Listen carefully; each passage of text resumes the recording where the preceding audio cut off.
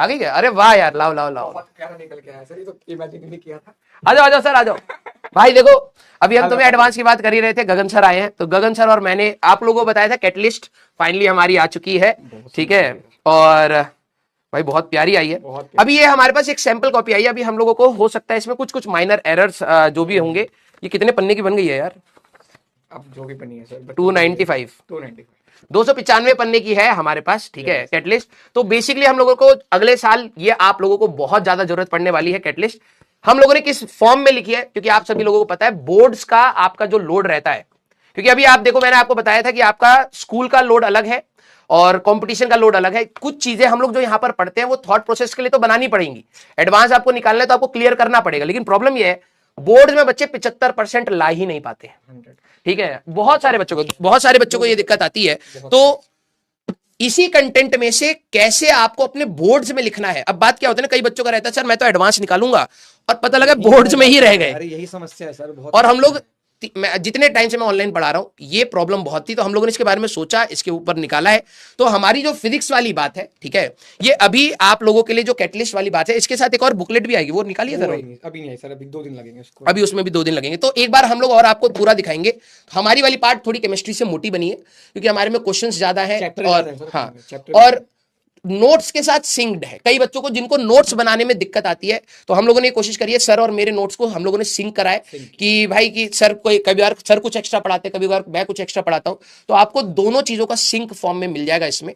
और most probably आपको अभी ये ऑफर में ही निकालेंगे, कैसे निकालेंगे? ऑफर में निकालेंगे सर 100%। तो ये लॉन्च वाले ऑफर में रहेगा। यस हाँ, अगले मतलब मेरे ख्याल से जो 1 महीने अपने पास आएगा ना, इसका अगले 1 महीने तक मेरे ख्याल से ऑफर में डालेंगे। बोला तो यही गया है टीम को, बाकी बस 2-3 दिन का समय दो, आपके पास सारी इन्फॉर्मेशन आ जाएगी। सर और मेरी ही वीडियो आएगी आपके पास और बहुत अच्छी इन्फॉर्मेशन आ जाएगी। ऑल तो आप लोगों को जल्दी भी नहीं है यार, देखो डेफिनेटली हम आपको ये नहीं बोलेंगे कि अभी अभी ले लो कुछ ऐसा, आप लोग 12th में आओगे तब ले लेना आराम से, कोई समस्या नहीं है। लेकिन ये पता है क्या है, मैंने ये मेरी सेकंड बुक रहेगी सुपरनोवा के बाद।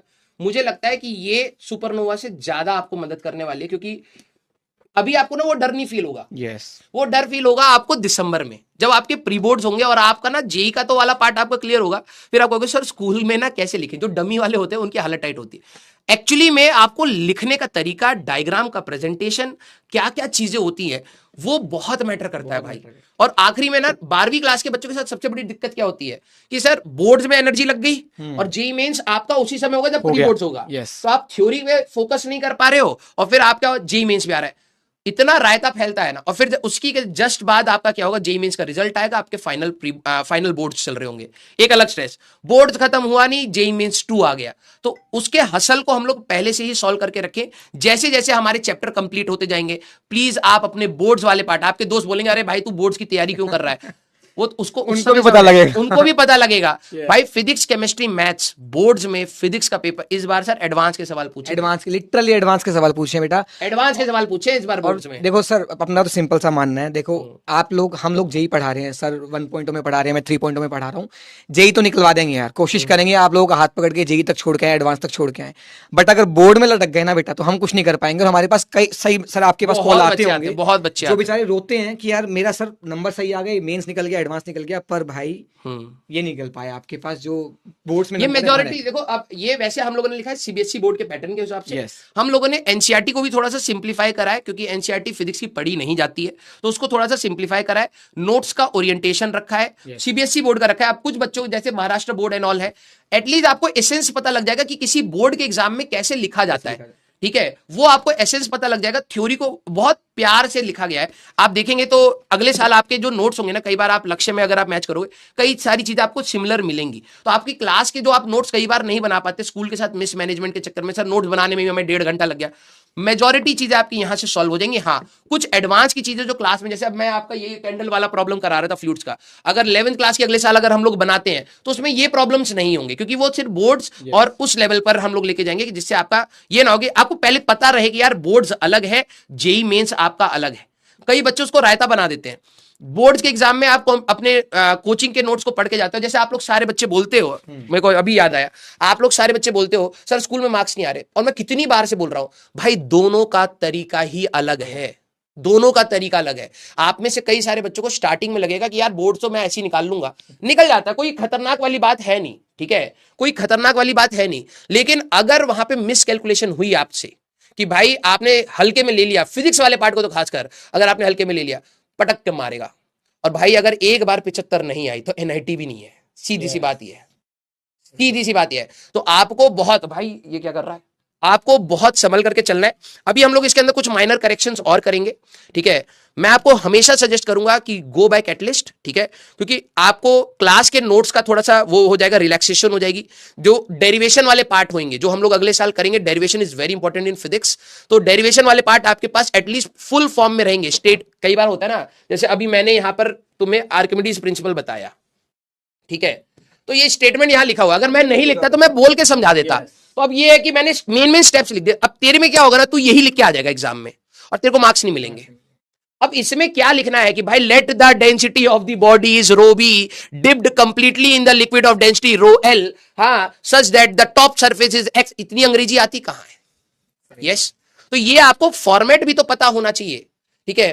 तो बेटा देखो इतना अब नहीं है, लेकिन हाँ देखो सारे बोर्ड्स में जो कॉमन आपके चैप्टर्स हैं वो आप सभी लोग एटलीस्ट इससे पढ़ सकते हैं। जो एडिशनल चीजें होंगी वो आपको सेपरेट आउट करनी पड़ेंगी। हम लोगों ने सीबीएसई बोर्ड के बेसिस पर एनसीईआरटी को थोड़ा सिंप्लीफाई करा है।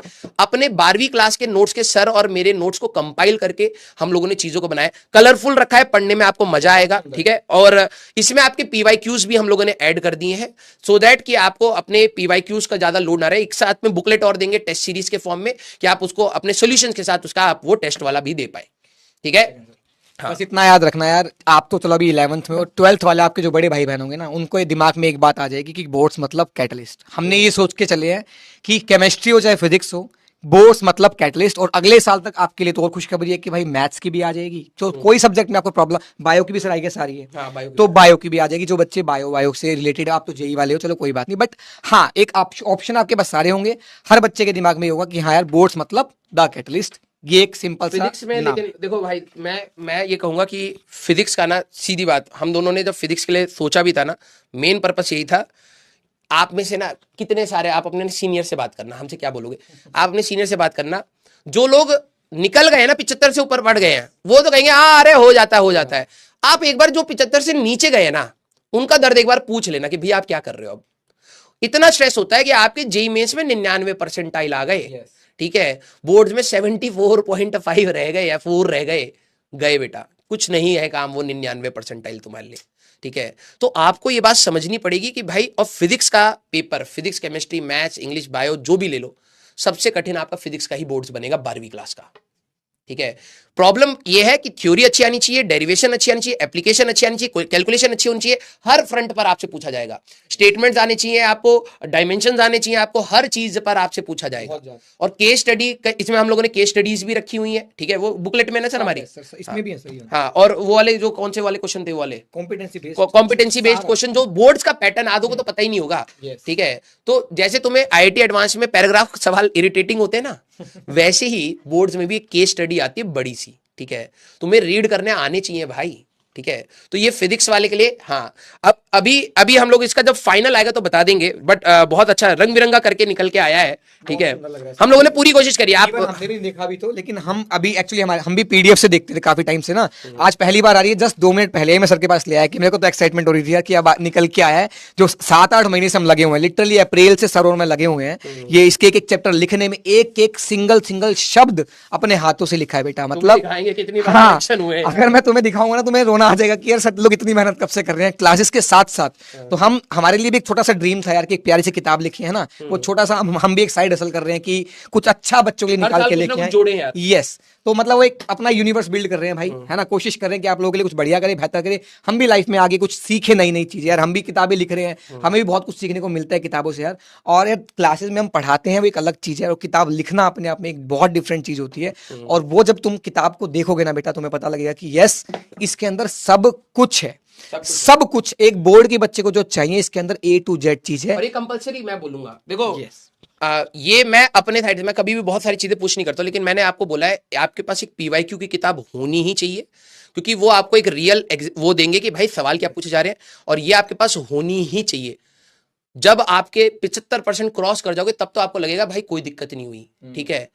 जो नहीं क्रॉस कर पाओगे ना, अगले साल आपको जो ड्रॉप लेना पड़ेगा उसमें। अब कई बच्चे कहते हैं एनआईओएस का वो फॉर्म भरें या सीबीएसई का फॉर्म भरें। सर जब मैं जेईई मेंस का फॉर्म भर रहा हूं तो उन्होंने परसेंटाइल पूछी है, तो पिछले साल की बताऊं, अभी तक तो मेरी मार्कशीट आई नहीं। इतना रायता फैलता है, इतना रायता फैलता है जिसका कोई हिसाब नहीं होता बेटा।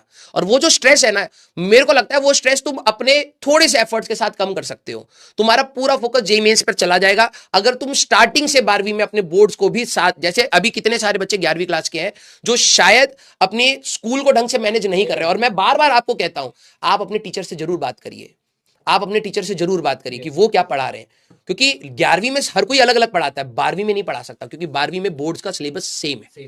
ठीक है, तो 11वीं क्लास में मैं क्या बोलता हूं, बेटा प्लीज जाके अपने ना टीचर से बात कर कि उन्होंने क्या ये चीज ऐसी ही पढ़ाई है या नहीं पढ़ाई है। राइट लेकिन 12वीं में कोई भी टीचर कुछ भी पढ़ा ले, जब तेरी मार्कशीट वो चेक होने जाएगी आंसर की, तो स्टेप मार्किंग होगी, उसमें तेरे वही लॉजिक होंगे जो एनसीईआरटी बेस्ड होंगे। तो उसमें अब कोई नहीं होगा कि तेरे टीचर ने वो चीज पढ़ाई या मैंने वो चीज पढ़ाई या उन्होंने नहीं पढ़ाई मैंने नहीं पढ़ाई, अब वो फिक्स है। तो इसीलिए आप सभी लोग अपने बोर्ड्स को बिल्कुल टेंशन फ्री होकर के इससे कर सकते हैं।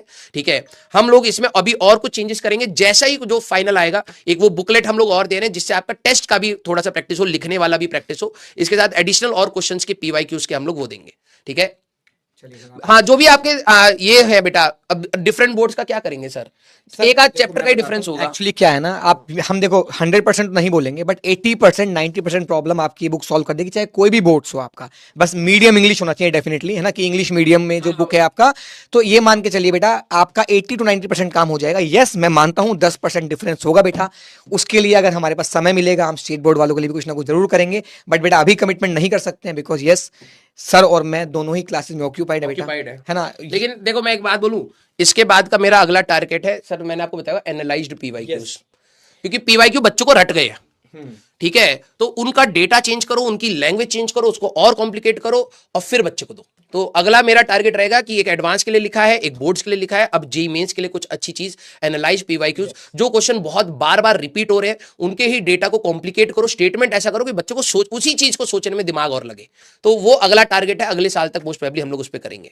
ठीक है, प्राइस सर इसका वही रहेगा यार, अराउंड 400-500 के आसपास रहेगा, डिस्काउंट के हिसाब से कुछ ना कुछ शायद कम ज्यादा हो जाएगा, 400 के अराउंड के आपके आसपास पड़ेगा यार। ठीक है, कभी कुछ कभी प्लस माइनस होता है, तो 400 अराउंड आपके पास पड़ेगा। ठीक है, यस पीडीएफ भाई हमसे मत बोलो, हमारे को तो पब्लिशर पकड़ लेगा, तुम अपना हिसाब करते रहना। ठीक है, हम उसके लिए भी तुम्हारे साथ में ही है, वो तो तुम वैसे भी कर ही लोगे। ठीक है, मुझे पता है। ठीक है, पीडीएफ बटेगी, क्या बोलते हैं, शासन नहीं, पीडीएफ बटेगी राजू उनके शासन में भाई मेरे शासन में नहीं बटेगा। मैं देखो भाई, मैं किसी चीज के लिए कोई वो नहीं करूंगा, मैं बोलूंगा भी नहीं, तुम्हें जो करना है बस करना, मेरे को कोई रोक रहा वो नहीं है। ठीक है, तुम हाँ एनसीईआरटी कवर्ड है, इसमें आपके बोर्ड्स कवर्ड है, आपकी डेरिवेशंस कवर्ड है, आपके इंपॉर्टेंट क्वेश्चंस कवर्ड है। नोट्स से आपको सिंक्ड फॉर्म में मिलेगा। 12वीं क्लास के जो हम लोग नोट्स करेंगे उसमें कई सारी डेरिवेशंस आएंगी, वो आपको सिंक्ड फॉर्म में मिलेगी। अगर आप क्लास में अपना समय बचाने के लिए कर रहे हैं कि भाई चलो ये डेरिवेशन सर ने कराई है, बिल्कुल सिमिलर दिख रही है, यहीं से कर लूंगा, तो ये आपका थोड़ा सा समय वहां बचा देगा, आप वो कैलकुलेशन या अपने जेईई मेंस के सवालों में लगा पाएंगे, आपका टाइम बचाएगा ये। ठीक है, यस हाँ, अब भाई अब हमसे मत बुलवाओ ये। ठीक है, ये सब तुम्हारा काम है। ठीक है, हाँ हमें कोई दिक्कत नहीं है भाई, देखो हम लोगों ने मेहनत करी है, हम लोगों ने आपके सामने एक चीज रखी है, जिसको जो बेहतर लगेगा हम इसके बारे में जरूर बताएंगे, जिसको जो बेहतर लगेगा आप वो ले लीजिएगा, हमें उससे कोई भी दुख नहीं है। मेरे को पता है इनडायरेक्ट वे में आप लोगों के पास चीजें पहुंच जाती है, हमें उसका भी कोई दुख नहीं है। ठीक है, हाँ हमें यह है कि भाई आप लोग पढ़ लीजिए, 75% से नीचे मत आ जाना बेटा, नहीं तो बहुत दर्द होता है। ठीक है, तो अपन लोग मिलेंगे, love you all, thank you so much. ठीक है, पब्लिशर का नंबर, अरे भाई जो केस वेस करा देंगे वो तुम पे। ठीक है तुम्हें जो करना है तुम करना। ठीक है, मेरी क्लास है। बाय बाय बेटा, थैंक यू सो मच यार इतना सारा प्यार देने के लिए। और यस डेफिनेटली यार ये बुक आप लोगों के लिए बहुत बहुत बहुत काम की साबित होगी, बट अभी नहीं, बाद में, टेंशन मतलब अभी 11th में हो, 12th में जब आओगे तब बहुत काम आएगी। ओके ठीक है, बाय बाय बेटा, लव यू। हाँ ठीक है सर, ओके सर। तो हाँ अपन लोग बेटा, अब तो क्लास का टाइम हो गया है, कैंडल वाला प्रॉब्लम कल करेंगे, आप रिवाइज करके आइएगा। ठीक है, इसके बारे में अभी हम लोगों का और थोड़ा सा काम रह गया मेरे ख्याल, बहुत वैसे इतनी मोटी सोची नहीं थी। ठीक है, लेकिन थोड़ी मोटी हो गई है हमारे जैसे, लेकिन यस आपको काम तो बहुत आने वाली है। ठीक है, ओके, तो अगले साल हम लोग करेंगे जेईई मेंस के जितने भी इंपॉर्टेंट क्वेश्चंस हैं उनका री एनालाइज। मैंने प्रयास वालों को बच्चों को बोल दिया था कि यार मैं ना री एनालिसिस कर रहा हूं उन क्वेश्चंस की, और उनको रीफ्रेज करूंगा, उनका डेटा चेंज करूंगा, और क्योंकि पीवाईक्यू से ज्यादा रेलिवेंट सवाल आपके लिए कुछ नहीं है, तो उन्हीं को ही बच्चों को ना आंसर रटे हुए होते हैं। अभी मैं आपको पीवाईक्यू दे दूंगा ना पिछले चैप्टर के, सर इसका तो ये था, अब वो सवाल इंपॉर्टेंट, तूने कलम नहीं चलाई, तूने आंसर बता दिया, तो तेरी लर्निंग कहां हुई यार, है ना।